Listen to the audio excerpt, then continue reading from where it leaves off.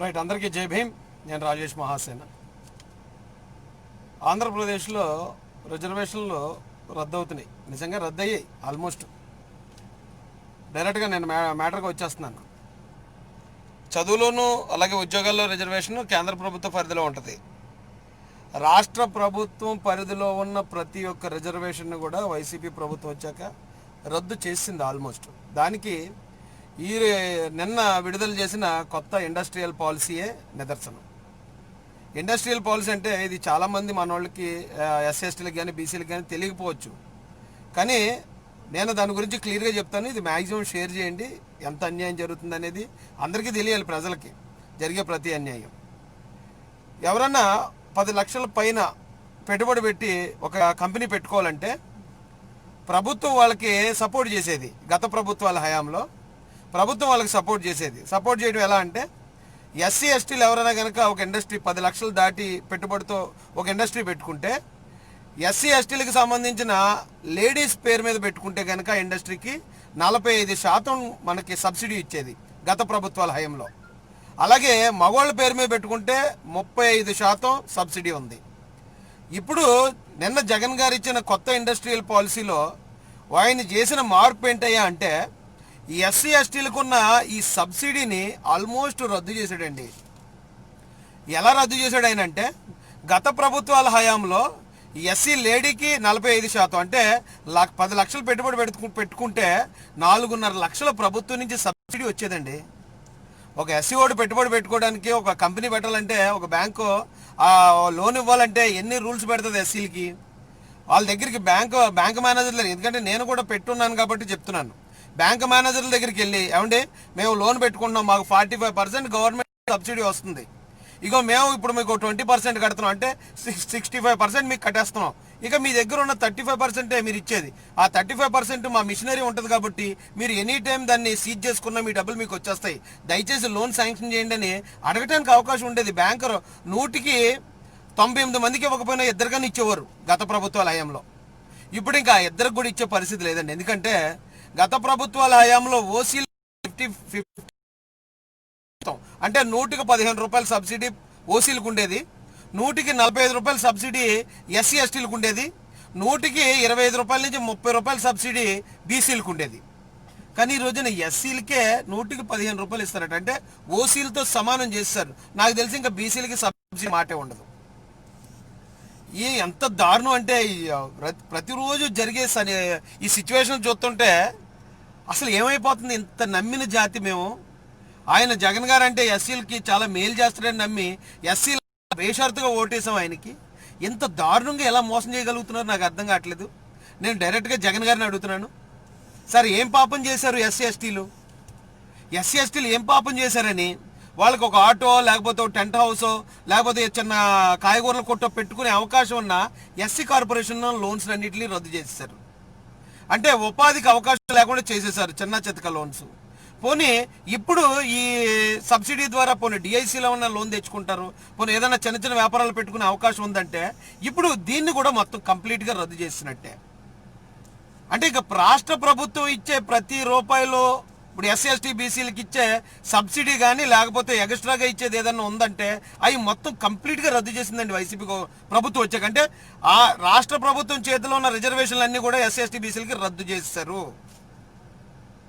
ఇప్పుడు చాలా మంది అంటున్నారు, మా వాళ్ళే చాలా మంది ఇప్పుడు వైసీపీలో ఉన్న నాయకులు, అందరికీ అమ్మఒడి వచ్చింది కదా, అందరికీ ఇంకోటి ఏదో వచ్చింది కదా. అమ్మఒడి అనేది అన్ని కులాల వాళ్ళకి వచ్చింది. పెద్ద కులాల్లో ఉన్న వాళ్ళకి కూడా వచ్చింది అమ్మఒడి. అంటే పెద్ద కులాల వాళ్ళకి దళితులకి సమానంగా ఇస్తే సరిపోద్దా? అంటే జగన్ గారు అంబేద్కర్ గారి కన్నా కూడా తెలివైనడా ఆయన? మన ముఖ్యమంత్రి గారు అంబేద్కర్ గారి కన్నా తెలివైన ఆయన. ఎందుకంటే మరి అంబేద్కర్ గారే అందరికీ సమానంగా ఇమ్మని చెప్పలే. అందరికీ చేయండి, అందరికీ మంచి చేయండి, కానీ ఎస్సీ ఎస్టీ బీసీలు ఎవరైతే ఉన్నారో వాళ్ళు ఇంకా అణగారిపోయి ఉన్నారు కాబట్టి వాళ్ళకి కొంచెం ఎక్కువ మేలు చేయండి అని ఆయన క్లియర్గా చెప్పాడు. ఎక్కువ మేలు చేయడం అనేది పక్కన పెడితే ఆ ఉన్న మేళ్ళు గత ప్రభుత్వాల హయాంలో వచ్చే మేళ్ళు కూడా ఈ రోజున రద్దు చేసేస్తుంది ఈ ప్రభుత్వం వచ్చాక. ఎస్సీ పిల్లలు ఫ్రీగా ప్రైవేట్ స్కూల్లో చదువుకునే బెస్ట్ అవైలబుల్ స్కూల్ స్కీమ్ను రద్దు చేసి 30,000 మంది పిల్లల చదువును నాశనం చేసింది ఈ ప్రభుత్వం వచ్చాక. 30,000 మంది పిల్లల చదువు నాశనం అయిపోయింది. అంటే మనుధర్మశాస్త్రం చెప్పింది ఆల్రెడీ జరుగుతున్నట్టే కదండి. ఈ ప్రభుత్వం నాకు ఈ వైసీపీ ప్రభుత్వం రాకముందు నుంచి కూడా రిజర్వేషన్లు వ్యతిరేకించేది రెడ్డి సామాజిక వర్గంలో ఎక్కువ మంది వ్యతిరేకించేవారు. రిజర్వేషన్లు ఉండకూడదు, రిజర్వేషన్లు రద్దు చేయాలని చెప్పి వ్యతిరేకించే వాళ్ళు ఎక్కువ మంది రెడ్లే. ఈరోజు రెడ్డి ప్రభుత్వం వచ్చింది, కంప్లీట్ రిజర్వేషన్లు అన్నీ రద్దు చేస్తున్నారండి. కంప్లీట్. ఇంకా ఎస్సీలకి, ఎస్టీలకి, బీసీలకి కొంచెం ప్రభుత్వం నుంచి, కేంద్ర ప్రభుత్వం నుంచి నిధులు వచ్చి కొంచెం ఎక్కువ చేయాల్సినవి అన్నీ కూడా ఈ రోజున రద్దు. ఎందుకంటే ఎస్సీ సప్లాన్ నిధులు కంప్లీట్ రద్దు. దాన్ని తీసుకుని వెళ్ళి వేరే కార్యక్రమాలకు వాడేసుకున్నారు. ఎస్సీ సప్లాన్ అని చెప్పి మళ్ళీ కొత్తగా నిధులు, ఎక్కువ నిధులు ఎందుకు ఇస్తుంది కేంద్ర ప్రభుత్వం? మీరు వాడుకు దొప్పుతారని కాదండి. వాళ్ళు ఇంకా మామూలు పేదరికం కన్నా దారుణంగా ఉన్నారు. వాళ్ళని కొంచెం పైకి లేపండి. ఇచ్చే 10 రూపాయల్లోనూ వాళ్ళకి ఒక ₹10 ఎక్కువ ఇవ్వండి. ఎక్కువ ఇచ్చి తొందరగా సమానత్వాన్ని తీసుకురండి రాజ్యాంగం చెప్తుంటే. ఈ రోజున కార్పొరేషన్ లోన్లు రద్దు, ఇప్పుడేమో డిఐసి సబ్సిడీలు రద్దు. ఇప్పుడు ఇండస్ట్రీలు పెట్టుకున్న వాళ్ళు ఎంతమంది ఏడుస్తారో తెలుసండి. ఎస్సీ, ఎస్టీ, బీసీల్లో అప్పు చేసి సప్పు చేసి మాకు సబ్సిడీ వస్తుందని నమ్మకం పెట్టుకుని ఇండస్ట్రీలు పెట్టుకున్న వాళ్ళు ఆత్మహత్యలు కూడా చేసుకుంటారు ఈసారి. అంత దారుణంగా ఈ ప్రభుత్వం బిహేవ్ చేసుకుంటూ వెళ్ళిపోతుంది. కనీసం మానవత్వం లేదండి. పాపం ఎస్సీలు నేను చెప్పిన మాటలు నమ్మేశారు, నేను వీళ్ళ మేనమామలు అన్న మాట నమ్మేశారు. నమ్మేసి వీళ్ళందరూ నాకు ఇంత గంప కొత్తగా ఓట్లు వేస్తే నాకు ఇంత మెజారిటీ వచ్చింది, వాళ్ళకి ఏదన్నా కొంచెం ₹1 మేలు ఎక్కువ చేద్దాం అని ఆలోచించాలి నిజానికి. పోనీ ₹1 మేలు ఎక్కువ చేయకపోయినా పర్లే, ఉన్నది లాగేసుకోవటం అంటే నిజంగా దేవుడు చూస్తూ ఊరుకోరండి. చాలా పాపం ఇది. మీరు ఒకవేళ రాజకీయం అనుకోవచ్చు, ఇంకోటి అనుకోవచ్చు, రాజకీయంగా మేము ఏదో గొప్ప గొప్ప స్టెప్లు వేస్తాం అనుకోవచ్చు, కానీ దేవుడు మాత్రం ఖచ్చితంగా దీన్ని చూస్తూ మాత్రం ఊరుకోరు. మిమ్మల్ని గుడ్డిగా నమ్మిన ప్రజల్ని ఈ రోజున గుడ్డిగా మోసం చేస్తున్నారండి. ఎంత దారుణమైన మోసం అంటే ఇది. ఇప్పుడు దాకా ప్రభుత్వంలోని ఒక ఎమ్మెల్యే కానీ, మంత్రి కానీ, ఎస్సీ లీడర్ ఎవరో కూడా ఇప్పుడు దాకా మాట్లాడలే. 100కి 45% సబ్సిడీ గవర్నమెంట్ ఇస్తేనే ఎస్సీ ఎస్టీలు ఎవరో ఇండస్ట్రీలు పెట్టుకోవడానికి 100 ఇండస్ట్రీలు పెడితే అందులో 2 ఎస్సీ ఎస్టీల ఇండస్ట్రీలు. పోనీ బీసీలను చూసుకుంటే పోనీ వాళ్ళు ఒక 2-3 ఆలు పెట్టుకుని ఉండేవారు. ఇప్పుడు ఏకంగా మొత్తం తగ్గించేయడం వల్ల కనీసం ఒక్కడన్నా ఇండస్ట్రీ పెట్టడానికి ముందుకు వస్తాడా? అంటే ఎస్సీలు ఎవరో ఇండస్ట్రీలు పెట్టుకుని వాళ్ళ కాళ్ళ మీద వాళ్ళు నిలబడకూడదు, ఎస్సీలు ఎవరో కార్పొరేషన్ లోన్ తీసుకుని వాళ్ళ కాళ్ళ మీద వాళ్ళు నిలబడకూడదు. కేవలం మేము ఎప్పుడో ఆటో డ్రైవర్ల పేరు మీద 10,000 వేస్తాం, లేదా అమ్మఒడి పేరు మీద 15,000 వేస్తాం, చేయూత పేరు మీద 18,000 వేస్తాం. వాటితోనే మీరు సంవత్సరం అంతా బతకాలి తప్ప ఇక ప్రభుత్వానికి సంబంధించి ఏ ఒక్క అవకాశం కూడా ఎస్సీ ఎస్టీ బీసీలకి మేము కల్పించమనే కదండి అర్థం. ఇంతకన్నా దారుణం ఇంకెక్కడన్నా ఉందా? కాపు కార్పొరేషన్ అని పెట్టి, కాపు కార్పొరేషన్ అంటే కాపులు కూడా మీకు ఎందుకు అంటారేమో, కానీ వాళ్ళలో కూడా పేదరికం ఉంది నిజానికి. కాపు కార్పొరేషన్ అని పెట్టి మొత్తం దాన్ని మొత్తం ఆ డబ్బులన్నీ దారి మళ్లించేశారు. కాపు కార్పొరేషన్ చైర్మన్ గారు కానీ, కాపు నాయకులు కానీ ఒక్కరు దాని మీద మాట్లాడరు. ఈరోజు బీసీలకు ఇవ్వాల్సిన సబ్సిడీలన్నీ ఆగిపోయి, బీసీ కార్పొరేషన్ నిధులన్నీ తరలిపోయినా ఒక్క బీసీ ఎమ్మెల్యే కానీ, ఎంపీ కానీ, బీసీ మినిస్టర్ కానీ మాట్లాడరు. ఎస్సీలకైతే, ఎస్సీ ఎస్టీలకి అయితే దారుణమైన మోసం జరుగుతుందండి. తలుచుకుంటేనే నిజంగా గుండె తరుకుపోతుంది నాకైతే. అన్ని రకాల అవకాశాలు ఉన్నా కానీ ఇంత సబ్సిడీ ఉందని చెప్పిన బ్యాంకు ₹1 లోన్ ఇచ్చేది కాదు మాకు. అలాంటిది సబ్సిడీలు రద్దు చేస్తారా? నేను ఇండస్ట్రీ పెట్టుకున్నాను, చెప్పాను మీ అందరికీ, ట్రెండ్సెటర్ గార్మెంట్స్ అని. నేను ఇండస్ట్రీ పెట్టినప్పుడు ఇండస్ట్రియల్ పాలసీ మారుతుంది, కొత్త పాలసీ వస్తుంది అన్నారు. కొత్త పాలసీ నేను పెట్టేటప్పటికి ఎస్సీ ఎస్టీలకి మేల్ అయితే 30%, ఫీమేల్ అయితే 40% ఉండేది సబ్సిడీ. గత ప్రభుత్వ హయామే చెప్తున్నాను నేను, తెలుగుదేశం ప్రభుత్వం హయాంలో. అంటే మీకు తేడా చెప్తేనే తెలుస్తుంది కాబట్టి. వాళ్ళ ఇండస్ట్రియల్ పాలసీ ఇచ్చినప్పుడు 30% ఉన్న మేల్ సబ్సిడీని, మగవాళ్ళ పేరు మీద ఉన్న సబ్సిడీని 35% చేశారు. ఆడవాళ్ళకి 40% ఉన్నదాన్ని 45% చేశారు. ఇప్పుడు ఇంకా పేదరికం పెరుగుతుంది కాబట్టి మీరు కొత్త ఇండస్ట్రియల్ పాలసీ తెస్తే దాని సబ్సిడీలు ఇంకా పెంచాలి, కానీ మొత్తం సబ్సిడీ రద్దు చేయడం ఏంటండి? కనీసం ప్రభుత్వంలో ఉన్న వాళ్ళకి అసలు మనసు, ఎవరన్నా ఒక్కరన్నా మనసుతో ఆలోచిస్తున్నారండి జరుగుతున్న అన్యాయాల మీద? ఇంత దారుణమా? ఏ రాష్ట్రంలోనూ లేదు. బీజేపీ పాలిత రాష్ట్రాల్లో కూడా ఎస్సీ ఎస్టీ బీసీల మీద ఇంత దారుణమైన అట్రాసిటీ లేదు. ఇంత దారుణమైన ప్రభుత్వం ఇంకా వేరే భారతదేశంలో ఇంకెక్కడా లేదు. కేవలం ఆంధ్రప్రదేశ్లో మాత్రమే జరుగుతుంది. ఇది మనం ఇప్పటికీ మన వాళ్ళు అర్థం చేసుకోకపోతే, మేము వేరే ప్రభుత్వాల్లో వేరే పార్టీల కోసం మేము మాట్లాడలే. దయచేసి అర్థం చేసుకోండి సోదరులారా. ఇక్కడ క్యాసన్కూరులో అంబేద్కర్ స్టాట్యూ పగలగొట్టిన స్టాట్యూ తిరిగి పెట్టిస్తా అన్నారట తెలుగుదేశం హయాంలో తెలుగుదేశం ఎమ్మెల్యే గారు. బుచ్చిబాబు గారు, బుచ్చిరాజు గారు అనుకుంటా ఆయన పెడతానని చెప్పి ఆ ఎమ్మెల్యే గారు అక్కడ పెడుతుంటే అక్కడ జనం ఒప్పుకోలేదని అక్కడికి ఒక 10 మీటర్ల దూరంలో ఒక పెద్ద స్టాట్యూ పెట్టారట తెలుగుదేశం ఎమ్మెల్యే గారు. పెడితే అది కాదు, మాకు ఉన్న ప్లేస్లోనే పెట్టాలి, మా గౌరవం అక్కడే దెబ్బతిన్నది, అక్కడే మా స్టాట్యూని పడగొట్టారు కాబట్టి అక్కడే పెట్టాలని ఇప్పుడు ఎమ్మెల్యే గారు గెలిచిన ఆయన అడుగుతూ ఉంటే ముమ్మడివరం ఎమ్మెల్యే గారు అనుకుంటా పెడతాను, రేపు పెడతాను, మాపు పెడతాను ఆయన ఇప్పుడు దాకా చేసుకుంటూ వచ్చారట. అక్కడ ఒక 10 రోజుల క్రితం ఈయన పెట్టట్లేదు కదా అని ఆయన అడిగి ఆ స్పాట్లో అంబేద్కర్ విగ్రహాన్ని పెట్టారు. కాసనకూరు అంబేద్కర్ యూత్ పోలీసు వారితో ఆ విగ్రహాన్ని తీసి ఎండి ఆఫీసులో పారాయించారు. గత ప్రభుత్వంలో గరగపర్రు ఇష్యూకి ఈ ప్రభుత్వంలో చేసిన ఇప్పుడు కాసనకూరు విషయంలోకి ఏం తేడా ఉందండి అసలు? గత ప్రభుత్వం దళిత వ్యతిరేక ప్రభుత్వం అన్నాం, ఇది దళితులకి అభ్యున్నతి కోసం దళితులను ఉద్ధరించడానికి వచ్చిన ప్రభుత్వం అని ఈ ప్రభుత్వం కోసం చెప్పాం. మరి ఇప్పుడు జరిగింది ఏంటి? డైరెక్ట్ అక్కడైతే రాపూర్లో ఏది గరగపర్రులో అయితే ఇంకా అక్కడ ప్రజలు తీసేశారు, ఇక్కడ డైరెక్ట్గా పోలీసు వారితో ప్రభుత్వమే తీయించేసింది.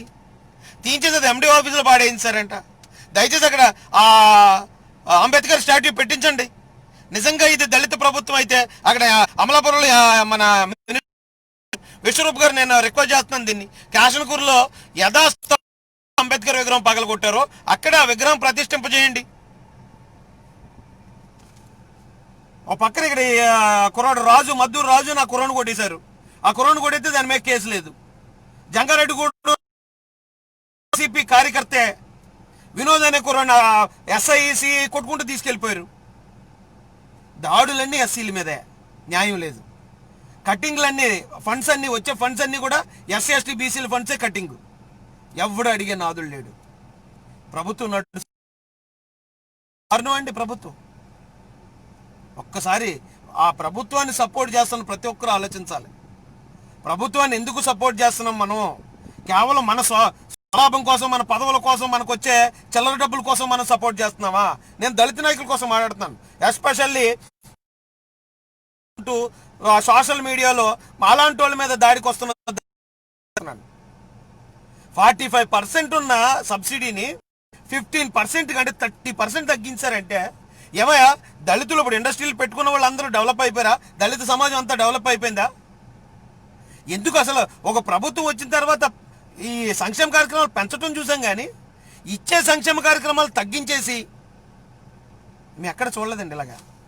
ఎంత దారుణం, ఎంత దారుణం. నాకు తెలిసి భారతదేశంలో వేరే ఏ ప్రభుత్వం లేదు ఎంత దారుణం.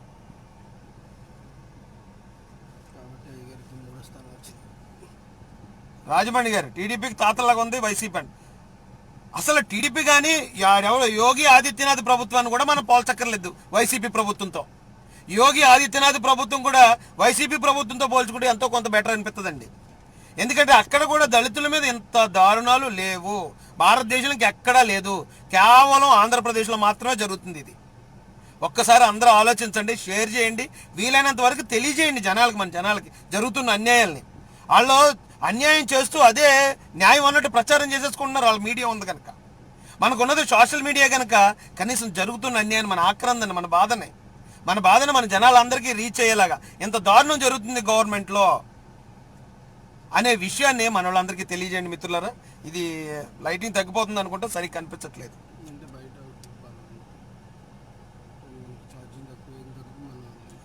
గ్రామంలో ప్రజలను మనం చేయొచ్చు. ఇప్పుడు ఇంకొకటి కూడా, మన వాళ్ళ మీద దాడులు జరుగుతున్నాయి, కనీసం పోలీసుల దగ్గర నుంచి కోర్టు దగ్గర నుంచి, అంటే కోర్టు దాకా కూడా వెళ్ళట్లే, న్యాయం జరగట్లే. ఆ శిరోముండం జరిగిన కుర్రాడు ఇంకా అలాగే ఏడుస్తున్నాడు, అరెస్ట్ జరగలేదు అక్కడ. ఒక్కసారి ఆలోచించండి మిత్రులారా, మన వాళ్ళందరూ ఇందులో ఎవరికో రాజేశ్వరిపల్లకో మహాసేనకో వచ్చే క్రెడిట్ ఏమీ లేదు. అన్యాయం జరుగుతుంది, ప్రజలందరికీ తెలియాలి.